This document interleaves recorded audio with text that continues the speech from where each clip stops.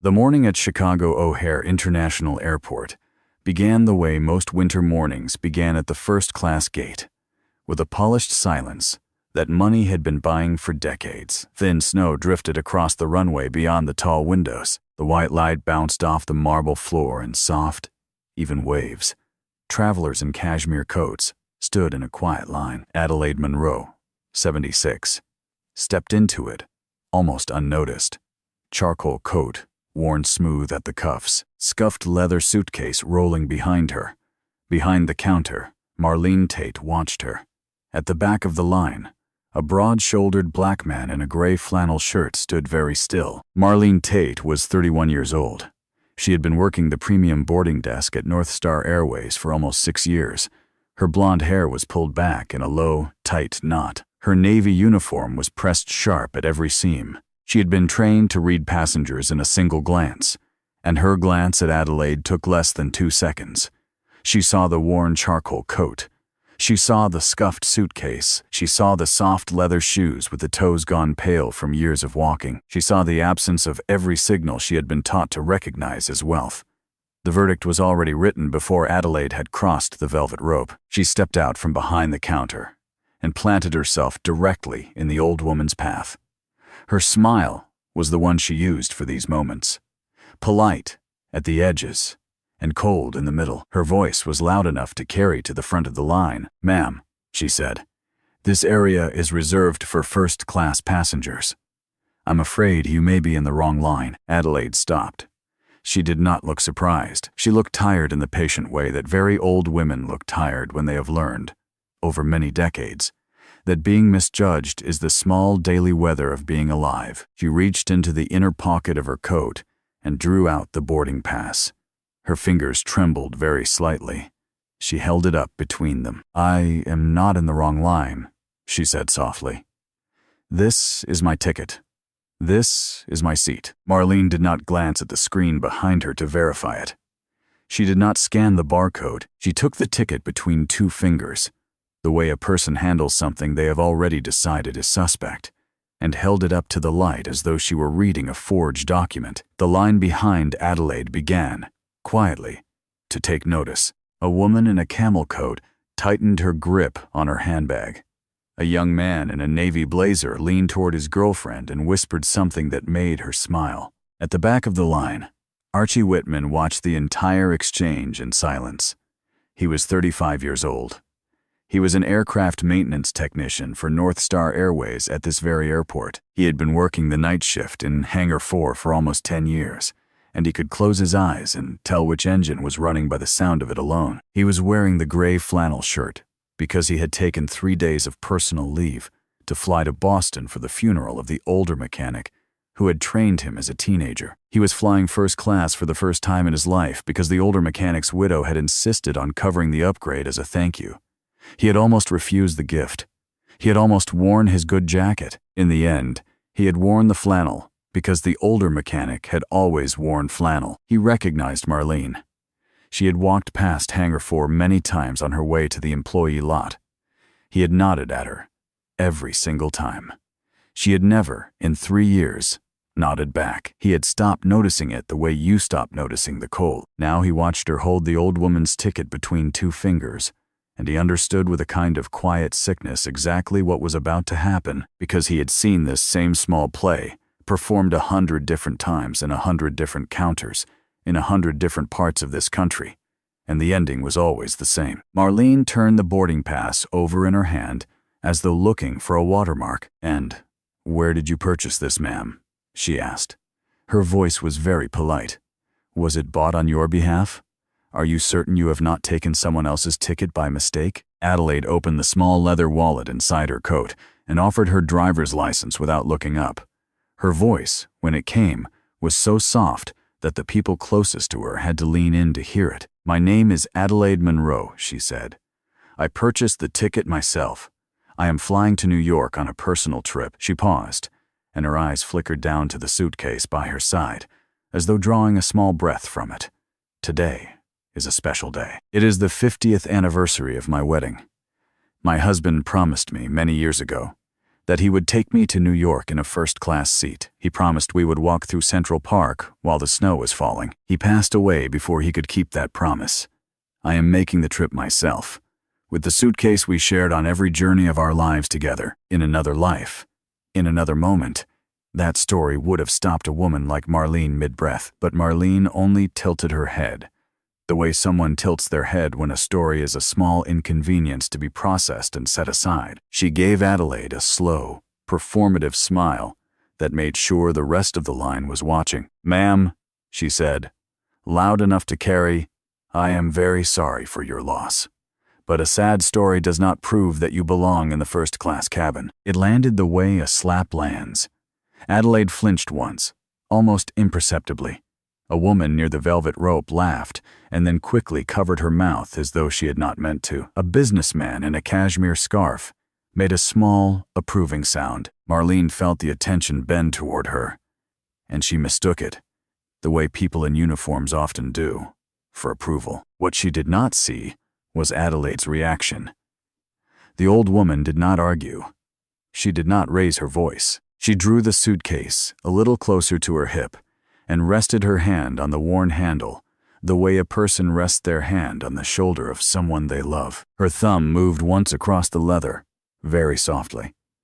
She was not gripping it for stability. She was holding it the way you hold the last living thing you have left. Archie Whitman saw it. He saw the trembling fingers, and then he saw, almost without meaning to, the small initials carved into the leather, just beneath the brass handle. The letters were old, browned, half-worn by time. A, M, and E, M, joined by a small ampersand, the way a wedding ring joins two names. Something moved in his chest that he had not expected. When he was 9, his mother had kept an old leather sewing kit on the top shelf of her closet. She had carried it home from the last family she had worked for as a private nurse, a wealthy household up in Lake Forest where she had cared for a dying man for almost 7 years. She had never spoken much about that family. She had only said once that the wife of the man she nursed had been the kindest white woman she had ever met. The sewing kit had 2 initials burned into the underside of the lid in the same old-fashioned style. He could not remember now exactly which letters they had been, but he remembered the shape of the ampersand, and he remembered the way his mother had touched the lid of that box every time she passed the closet. He looked at the old woman holding her suitcase. He looked at her trembling hand. He looked at the line of cashmere coats laughing softly behind her. And then he stepped out of the line. He did not move quickly. He did not raise his voice. He walked the way a man walks who has spent a lifetime learning that calm is its own kind of strength. He passed 2 travelers, passed the velvet rope, and stopped beside Adelaide, close enough that she could feel another presence beside her in the cold marble air. She did not look at him. She only tightened her hand on the handle of the suitcase, very slightly, as though steadying herself against the warmth of another body she had not expected. Archie turned to Marlene. His voice, when it came, was quiet and even. "Your job," he said, "is to check the ticket. It is not to check her worth through her coat." The entire boarding area went still for a second. Marlene's smile did not disappear. It only sharpened. She turned her head slowly and let her eyes travel down the gray flannel shirt, past the dark jeans, down to the leather shoes he had polished the night before. She let the silence stretch long enough that the line could feel it. Then she spoke, and she made sure her voice reached the velvet rope. "Sir," she said, with the same polished voice she had used on Adelaide, "are you also a first-class passenger? Or did you come to the wrong gate?" A small, polite laugh came from somewhere behind Archie. He did not turn his head to find it. He only drew his own boarding pass out of his shirt pocket and laid it gently on the counter, face up. Cabin A, row 2, window seat. His name printed in clean black letters, Archie Whitman. He did not say anything about it. He did not need to. Marlene's eyes moved to the ticket, then back to his face. Something in her jaw tightened, but her smile did not break. She did not pick the ticket up. She did not scan it. She did not so much as touch the paper. She let it lie on the counter between them, like a thing she had been asked to identify, and was choosing, deliberately, not to acknowledge. The young man in the navy blazer behind Archie shifted on his feet. The woman with the camel coat looked down at her shoes. The businessman with the cashmere scarf cleared his throat once and did not look up. Even the man with the upside-down newspaper had stopped pretending to read. The whole quiet line had become a row of bowed heads, and not one of them had spoken a single word in defense of the woman on the bench beside her suitcase. Adelaide turned her head, very slightly, and looked up at the tall man standing beside her, and for the first time that morning, her shoulders dropped a quarter of an inch. It was not relief. It was something older than relief. It was the small, quiet shock of being seen by a stranger when you had stopped expecting it. Her lips moved, but no sound came out, only a soft tightening at the corners of her mouth that might, in another life, have been the beginning of a smile. She let her hand rest very lightly against the cuff of his flannel sleeve for one single second, the way an old woman thanks a man without using any words at all. Marlene began to talk. She talked about the integrity of the premium cabin experience. She talked about the airline's responsibility to its loyal customers. She used the word procedure 3 times in the space of 1 minute, and each time the word came out a little louder, as though volume could turn a personal insult into a policy. She told Adelaide that there were verification protocols. She told Archie that there were standards of conduct in the premium boarding area.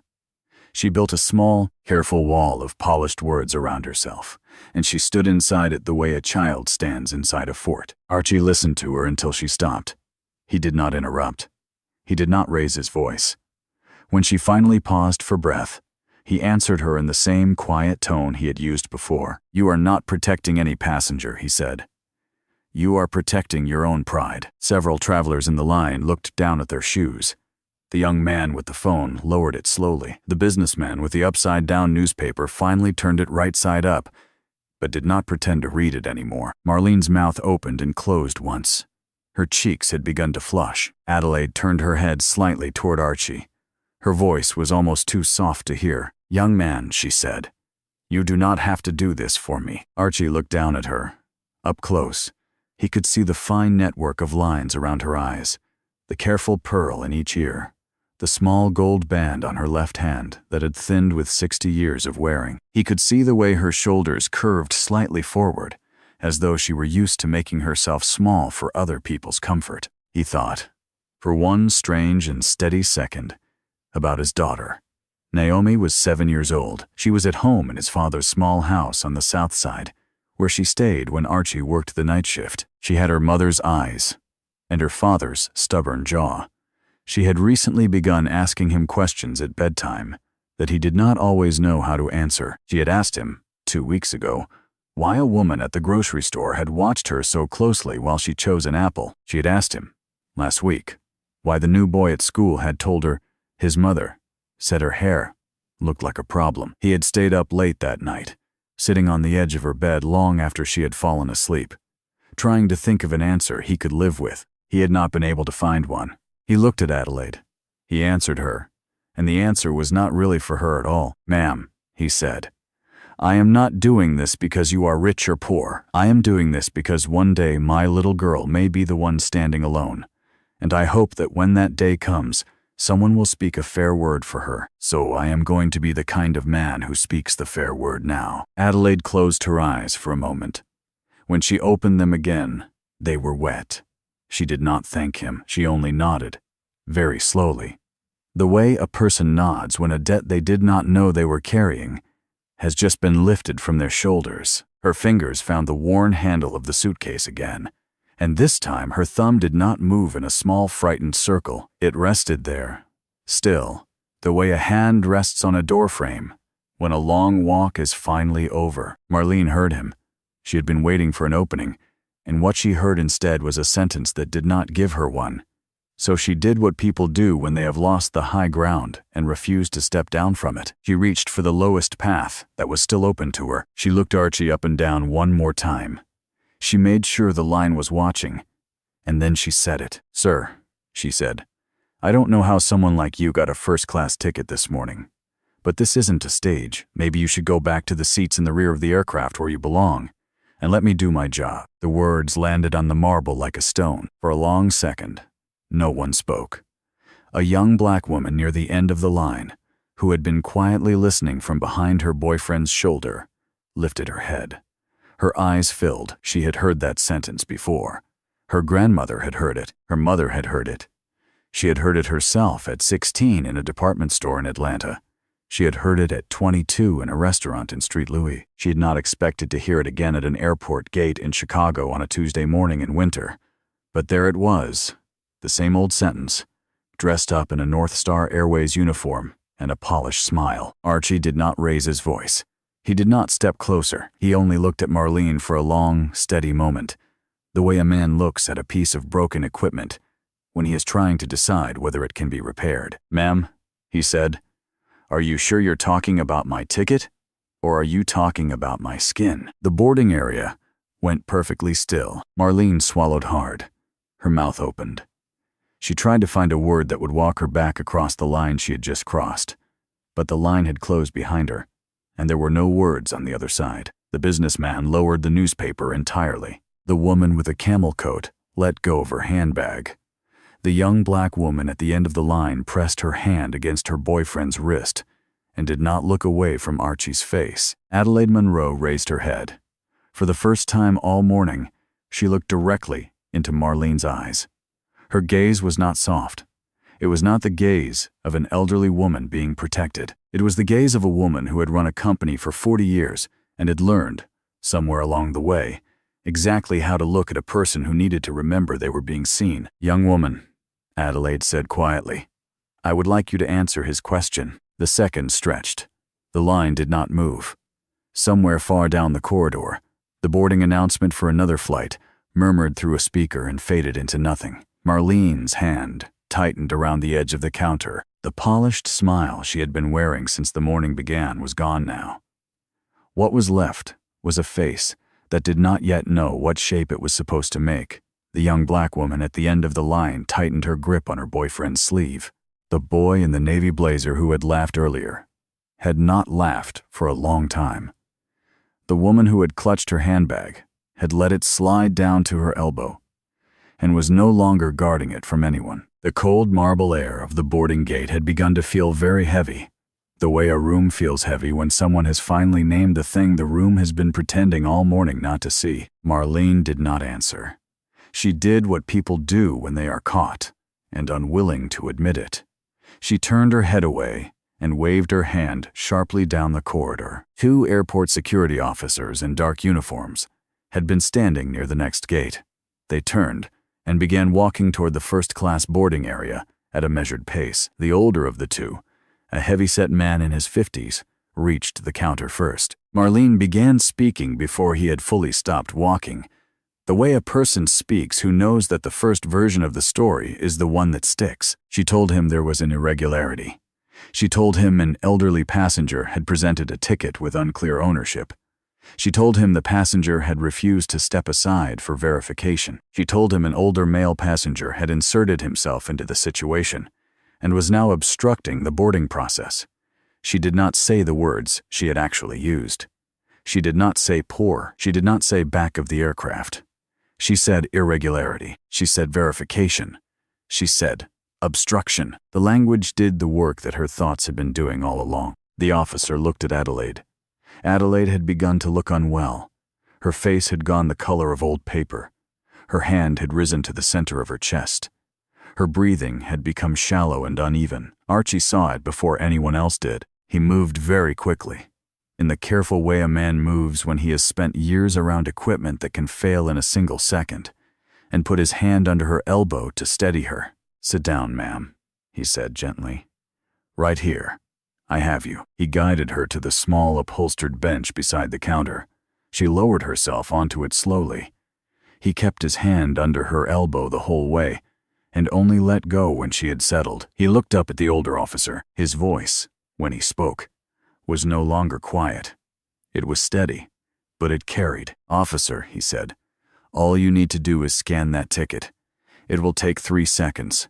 Please do not let her hurry become a stain on the rest of this woman's life." The officer hesitated. Something about the man in the flannel shirt reached him in a way that uniforms usually did not. He glanced at the screen behind Marlene. He took half a step toward the counter. Marlene began to speak again, faster now, about the delay to other passengers, about the responsibility that would fall on him if the boarding fell behind schedule. But the officer was no longer listening to her. He had already reached for the boarding pass. It was at that exact moment that a new voice cut across the boarding area from the long marble corridor that led from the medical office wing. "Marlene, what are you doing here?" The voice was a woman's voice, middle-aged, low and clear. It carried the particular tone of a mother who has just walked into a room and discovered that her child is doing something she did not raise her to do. The older security officer paused with his hand halfway to the boarding pass. Marlene froze.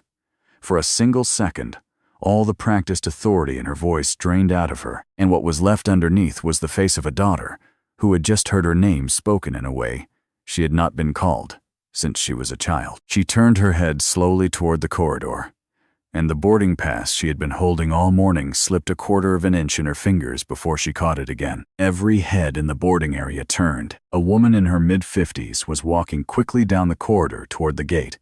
Her hair was salt and pepper, cut short and neat at the jaw. She wore a gray wool coat over a soft cream sweater, and she carried a small white paper bag with a pharmacy logo printed on the side. Her name tag, half hidden by the collar of her coat, read Delphine Tate, RN. She had been working a private home care shift uptown that morning.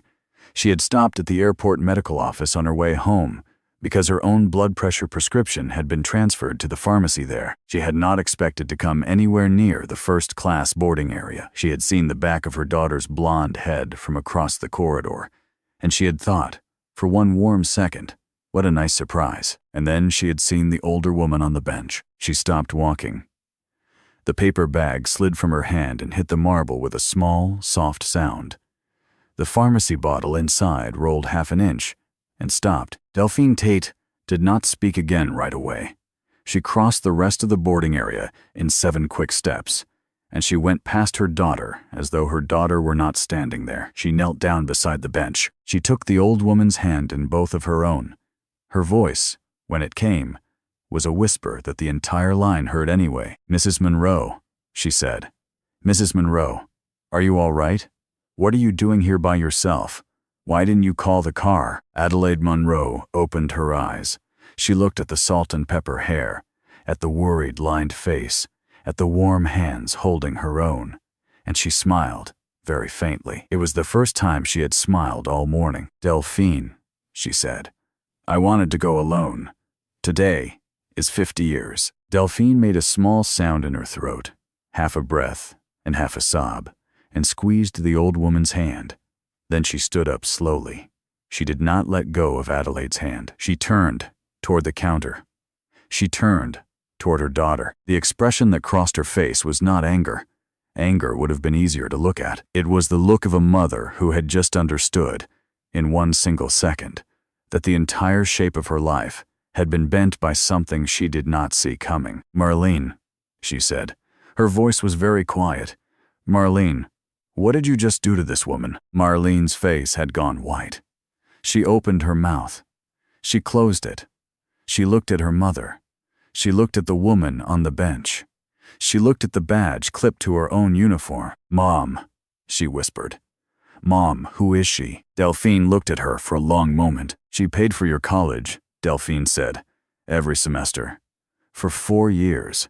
When your father was sick and we had nothing, she paid for it and asked me never to tell you. She nursed her own husband through 6 years of dying with me sitting at his bedside. And when he passed, she made sure my daughter could finish her degree. I never told you because I did not want you to feel that you owed anyone. I did not know I was raising you into a woman who would treat the person who raised you like that." The silence that followed had weight. It was the silence of 100 small assumptions collapsing all at once. The boarding area, which had been holding its breath, did not exhale. Marlene stared at her mother as though she had never truly looked at her before, as though the woman in the gray wool coat had been a stranger to her for 28 years and only become visible in this one terrible second. It was at that moment That footsteps came from the long marble hallway that led to the executive office wing. They were quick, controlled, the kind of footsteps that men in tailored suits make when they have been told to hurry without losing their dignity. 3 men in dark suits came forward in a careful formation. The man at the front carried a slim leather folio. He did not look at Marlene. He did not look at the security officers. He walked past all of them as though they were columns of air, and he stopped in front of Adelaide Monroe, and he gave her a small, formal bow. "Mrs. Monroe," he said, "forgive the delay. Your assistant alerted us when you did not board on time. The shareholder communications are ready according to your instructions." Marlene's head turned very slowly. The attorney straightened. He looked at the older security officer. He looked at Marlene. His voice was even and calm and very loud in the silent room. "This is Mrs. Adelaide Monroe," he said, "founder of Monroe Capital Trust, largest individual shareholder of North Star Airways, one of the wealthiest women in the state of Illinois." The line did not move. The young man with the phone slowly lowered it to his side. The woman who had laughed turned her face away and pressed her hand against her cheek. The businessman with the cashmere scarf set down his briefcase as though it had become too heavy to hold. Marlene's face went a particular shade of white that comes only when a person has already understood, in full, what they have just lost. She leaned back against the counter. Her hand groped behind her for the edge of it, and found it, and held on. Adelaide reached out and took her boarding pass back from Marlene's hand. Her fingers no longer trembled. She rose slowly from the bench. Delphine kept one hand under her arm to steady her, but the steadying was no longer about the body. It was about the dignity that had been kept waiting too long. Adelaide turned to face Marlene. She did not raise her voice. She had not raised her voice in 50 years of building Monroe Capital Trust. The polished words she had used in every boardroom of her life were the same words she chose now, but here they did not protect anyone. Here they only stripped the room down to its true shape. "You did not doubt my ticket," Adelaide said. "You doubted my dignity, because I did not look like the kind of person you wanted to serve." Marlene's mouth opened. No sound came out. "And then," Adelaide said, "you said it out loud to the man standing next to me. You used the same tone of voice that the generation before mine used, the tone I have spent my entire life teaching my children and my grandchildren never to use again. I heard it. He heard it. Your mother heard it. The young woman at the back of the line heard it. And I want you to look at her, please, before you say anything else." Marlene turned her head. The young black woman at the back of the line did not look away. Her boyfriend stood very still beside her. They did not speak.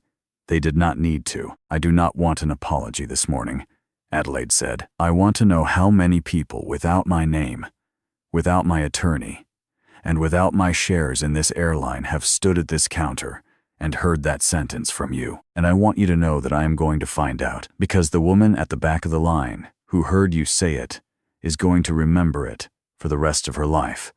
And I am going to make sure that what she remembers next is the part where someone made it right." A senior representative of North Star Airways had reached the gate by now, breathless, with 2 assistants behind him.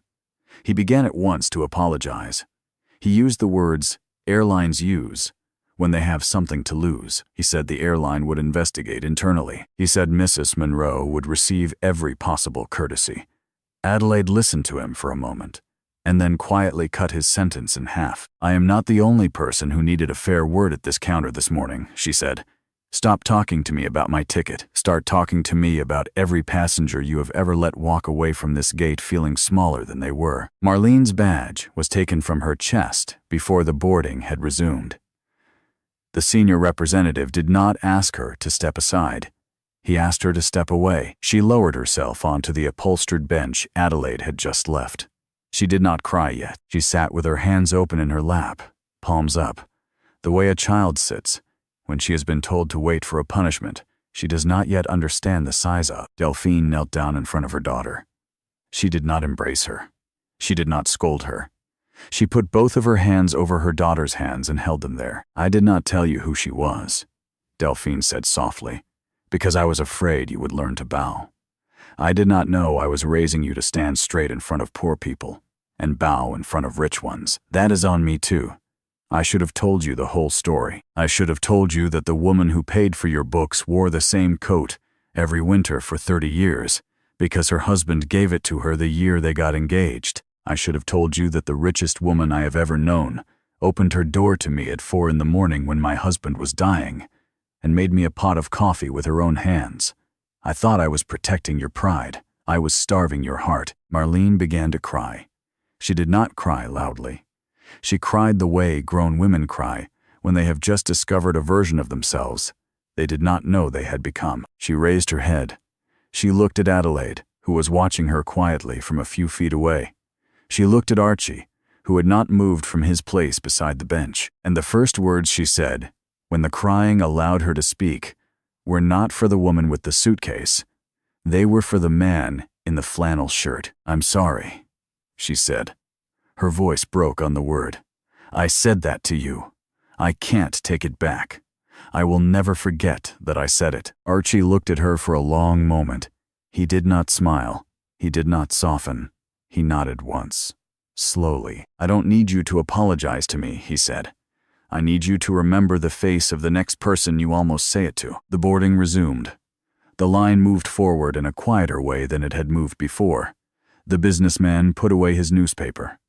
The woman with the camel coat folded her hands very carefully in front of her. The young black woman at the back of the line caught Archie's eye as he walked past her, and she did not say anything, but she nodded, and he nodded back, and a small thing passed between them that no one else in the corridor would have understood. Adelaide reached for the worn handle of her suitcase.